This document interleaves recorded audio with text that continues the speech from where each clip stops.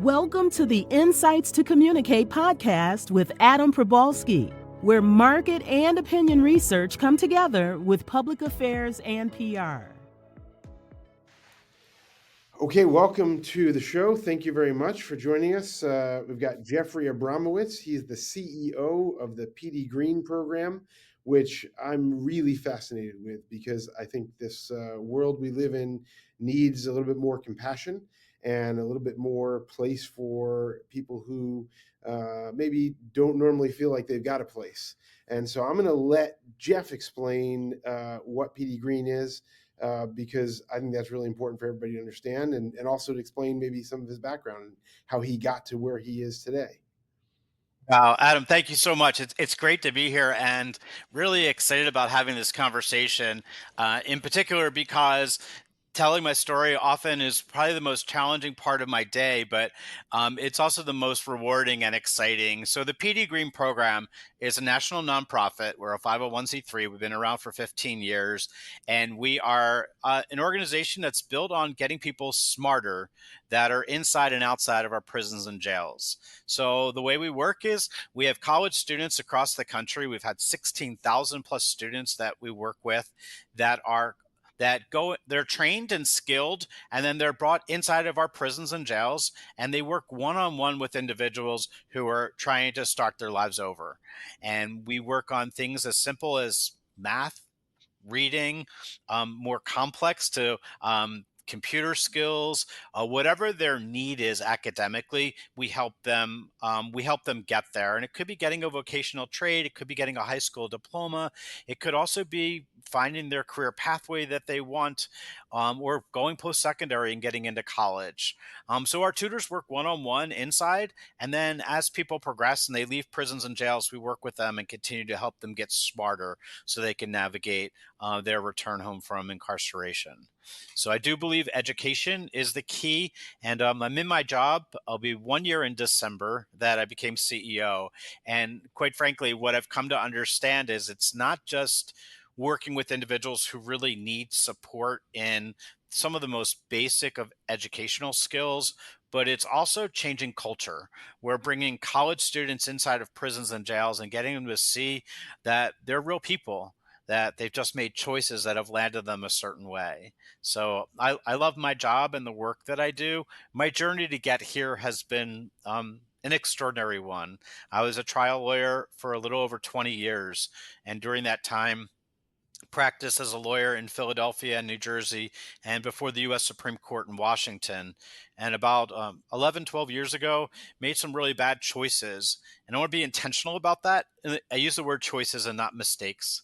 I think that we all make choices in the world, and Einstein says if you make 10 bad choices a day, you're just not trying hard enough. And that's because that's how we learn, by doing things. And people that often get in trouble with the law, they've made choices in the decisions that they've made. And I made choices that unfortunately handed me a federal indictment.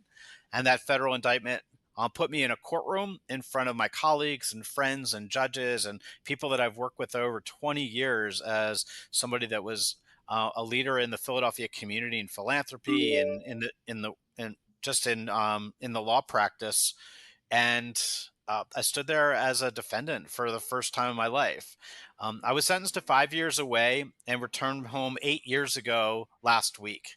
And during my journey, I was able to learn and do remarkable things, like learn how to operate a forklift and work inside and live inside of a prison setting, where I really understood a culture that was really struggling, that is struggling to find out how they reintegrate into society and get back and over some of the challenges that are out there. Over the last years, I've really been able to kind of get my feet planted. I found my passion is in the center of workforce development, adult education, and criminal justice. And now I'm on numerous boards. And I guess one of the biggest, most important things I do is I'm a subject matter expert for the U.S. Department of Education in Washington and oversee the LINKS, which is their national network for correctional and reentry education. It's one of the platforms that the U.S. Department of Ed has. I also am policy chair for the Coalition on Adult Basic Education and started their prison literacy committee. I sit on the Pennsylvania Reentry Council and chair the workforce development board there. I have a radio show in Philadelphia. I have, at any point in time, sit on probably a good dozen or so boards, and then I speak across the country on issues of education, educational justice, and equity and workforce development.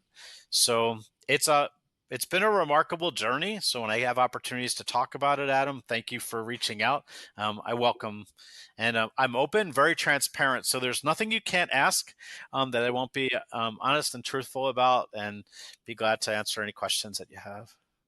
So I think the first thing that comes to mind for me, because I do a little bit of work with Justice Impacted, we're working with a nonprofit that's trying to help them uh, develop their resumes and develop their ability to apply for jobs and improve their chances there. Um, I wonder how you reconcile the fact that you have all this opportunity today. Uh, Partly because I think of your educational background and your success in business prior to your indiscretions. How do you reconcile the fact that you've thrived post prison in with the fact that there's so many people who don't? Is that why you're in the role you are today? Or I mean, I feel like some people will be like, well, you know, this guy's just got it made. Even when he screws up, he's got it made. No. So that's not true. I came home from prison with $22.68. I'm a really proud person, so I didn't ask my family or anyone else to help support me. And I actually lived in a shelter for a little over a year. And during that time, I saw what really living in Philadelphia, North Philadelphia, one of the most challenging places of our entire country when it comes to violence and drugs right now. I saw what the world was like from the eyes of people that have absolutely nothing. I saw what the challenges they face with drug addiction, and the challenge of my day often was finding toilet paper to wipe my ass. It was really some very basic needs, and I walk places because I couldn't afford public transportation, and then my first job was $7 an hour teaching GED math. Now I advanced and I was able to navigate this in part of a really harsh reality that I've recognized. It's because it's the color of my skin. I was born white and had white privilege all my life. And it wasn't until I lost everything that I kind of got a little bit clearer picture of what it was like to be in poverty and to really face some of the very basic challenges of not being able to afford a meal or clothing or a tie. My first job, I borrowed a tie to go for my job interview and had to borrow a pair of pants that fit. All those really basic challenges. And in truth is, I tell this story and the work I do today is in large part because of the men and women that I've lived with that are black and brown and that struggle with all those issues. And I wear those lenses today. So do I reconcile? How do I reconcile it? I reconcile it is they've never had a voice. They've never been able to tell their side of what it's like to come home and the challenges that they face. And I bring that to the table at all levels, from Washington to Harrisburg to states all across the country, where I'm able to share with them exactly what those challenges are and what some of the solutions are in getting around them. Amazing. Um, so I'm in the business of public opinion as a pollster, and I think there's probably some compassion out there, but there's probably some really strong opinions on Mhm. people who get convicted and people who go to jail and prison, and uh, I think specifically, it sounds like you work somewhat in legislation and trying to in policy. What's the role of public opinion in accomplishing your job? I think the role is to understand a few things. Number one is that we all make choices and mistakes in life. We all are on this journey together, and not everyone that makes choices end up in being incarcerated. And one of the things that you have to recognize from both sides are that I take responsibility for my actions, and the sentence that I personally imposed upon myself was far worse than anything a judge could possibly have given me, because I live with it every single day. But the truth is, there are it takes a village to understand. It takes a village to fix this problem. We are the most incarcerated country in the world. We have 600,000 people come back to society every year. And if we don't help people navigate coming home or what they're doing while they're away so they can improve their lives, what do we think is going to happen? Over 95% of all people that are incarcerated will eventually come home. So we have to be aware of that reality and recognize that it is a problem that everyone has to sit down and talk about. And it's hard when you talk about people that have been harmed by crime and that have been impacted by the justice system. It's a difficult thing. But if you look at the revolving doors of our prisons and jails that keep going around and round, the only way of stopping that is being able to provide some services and support to people as they go through our justice system, and being able to deal with it head on. It's Forgiveness is a hard thing, and I don't think we can ask the public to forgive people necessarily that have gone and done something that's been wrong and violated the laws. I think what we do expect is people to take ownership and responsibility for it, and to recognize that we are never defined by some of the worst choices that we've made in our lives. We're defined by who we are and what we can bring to society. And men and women that are in our justice system have tremendous value to society. And that can be from driving a CDL driver, driving a truck, to somebody on a backhoe or a welder. And it would be foolish for us to think that we can just bury them away because of something that oftentimes they've done decades ago, that they've paid their price for, and now coming back to society and getting back on their feet. So yeah, it's hard. These are hard issues that we need to lean into, but they're not going to go away unless we have these tough discussions and bring everybody to the table to recognize it's not just about those that have been impacted. It's about society and employers giving a chance to some people to get back on their feet, and housing opportunities. And it really is going to take a full village to make change happen. Powerful, especially the stats. I mean, I've never heard it put that way. Like 600,000 people coming out of the system on an annual basis. The fact that 95% will come home, that's pretty powerful too, because there's got to be a system in place to help those folks. Do you find that legislators and policymakers and government staff, and businesses, quite frankly, industry leaders, that when you talk to them about those things, does it resonate with them and they're like, ready for action? Or is it kind of like yeah, we'll get to that later, or I've got other things I'm going to deal with? Oh, so what's remarkable through COVID and what we've seen changing in the workforce right now, there are more jobs in America than there are people to fill them. So the employers are now looking and saying, what's this untapped talent pool that we should be looking at? And how do we bring them into the workforce? What can we do? And they're beginning to realize that there's some really good, talented people out there that may just have a criminal background or have done something in their past that we need to give an opportunity to. And we're seeing the doors now open a little bit wider, more understanding. There's not a week I go through I don't talk to an employer about navigating a challenge, or how do you get people in, or things that should be on their radar screen. So I think part of it is the reality that we have this need in our country for skilled labor, for skilled work, and we are not even anywhere close to really meeting that need. So we need to be thinking about getting people smarter in this pool of talent that's coming out. And there are literally about somewhere between 70 and 100 million people in our country that have a criminal background. Now, it's a third of our country. It's a third of our country. So if we didn't do anything to engage them, we would literally be losing all of that in revenue and money from just getting them back to work and bringing them and keeping their families together. So there's a lot more to it. But if you look at it holistically, employment is a big driver in our country of opportunity, and we're seeing that door open even wider now. I had a project recently with LabCorp, and LabCorp is phlebotomy.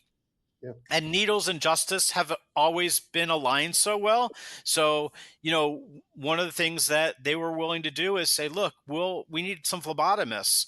And I'm like, I can help you find those phlebotomists and people that would be real qualified. But I also am interested in the 3,000 warehousing and logistics jobs that you have that are really good for people that have come home.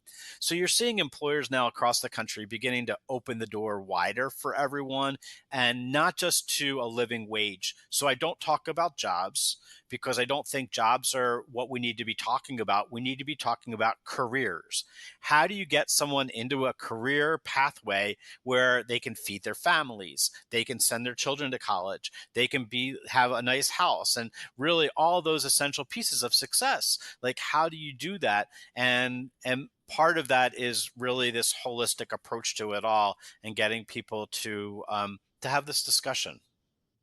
So my answer to your question is yes, legislators are engaging.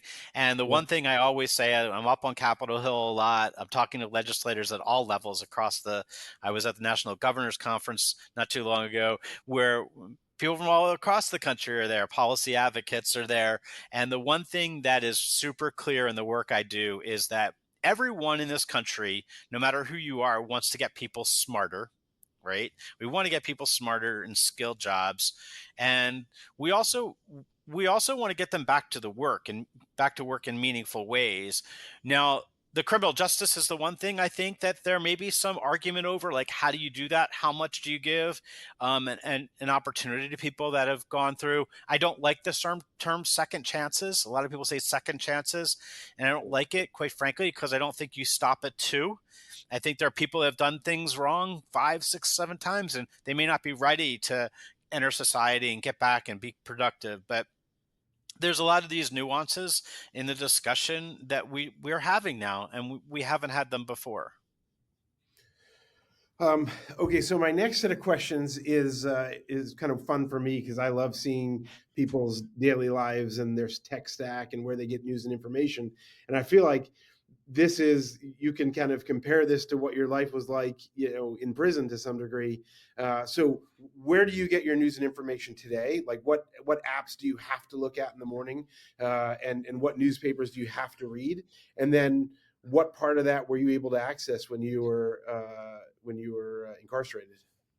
So, just so you know, when I was incarcerated, my eventual cellmate that I had for most of my term away was also there for a white collar crime. One of the nicest men that I've ever met, and he was an avid reader like I am. I read over 1,000 books while I was away.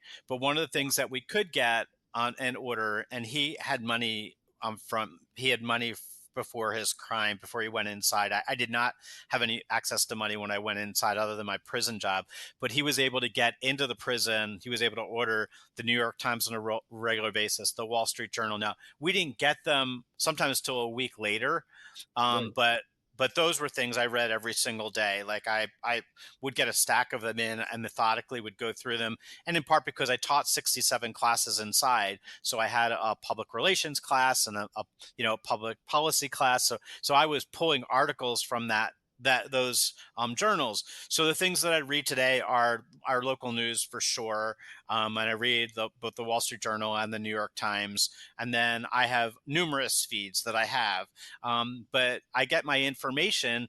I'm a huge LinkedIn fan. I came home and I was on LinkedIn. I had, I think, 6 people that I was connected to. I think this morning, 23,000 followers on LinkedIn. So a lot of this is networking and being able to communicate with other people across the country. So I think LinkedIn is one of the biggest tools I have in the justice space. A lot of great information.